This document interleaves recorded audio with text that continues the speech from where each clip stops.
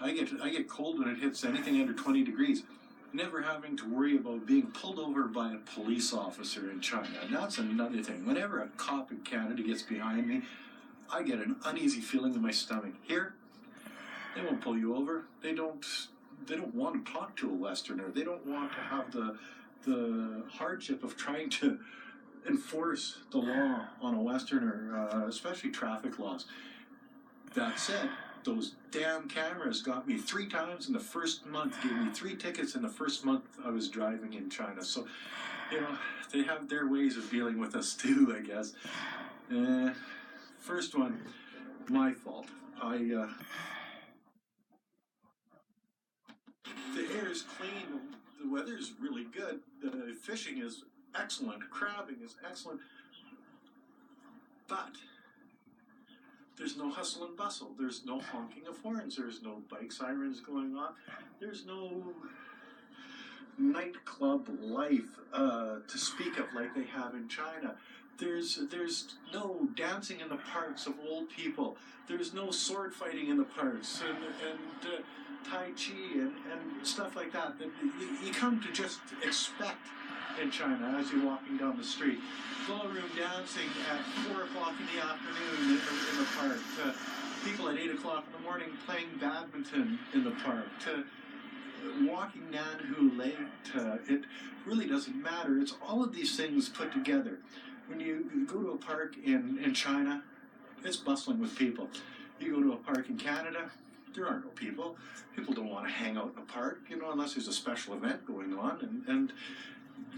So, I guess what I'm saying is the boredom of a small Western city compared to the reality of life in China as a person living here and thriving here, I guess too, because we do pretty good for ourselves in China. It's one of those things that simply amazes me. When you feel more at ease being around Chinese people than you do being around Western people. When you feel more at ease eating Chinese food than eating Western food. When you're more at ease when you're drinking Chinese alcohol rather than Western alcohol. Talking to Chinese people rather than Western people. Getting around in China is easier than getting around in the Western world. Jumping on an airplane going to Shanghai might cost a couple $100. Jumping on a train going to Hong Kong might cost you a couple hundred RMB, which is, $40. And it used to be a 14, 15-hour bus ride. Now it's a couple hours and you're in Hong Kong. Going downtown, well, that's 5 minutes on a subway.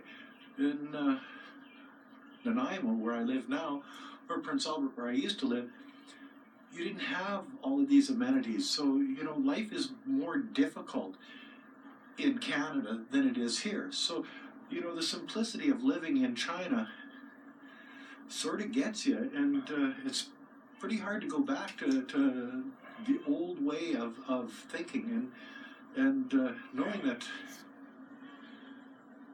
Canada is the old way. It doesn't have the infrastructure China does. It doesn't have the prices, the public transportation, the weather. The weather here is freaking awesome, man. I'm telling you, summer times are hot, hot, hot. Winter times aren't so cold.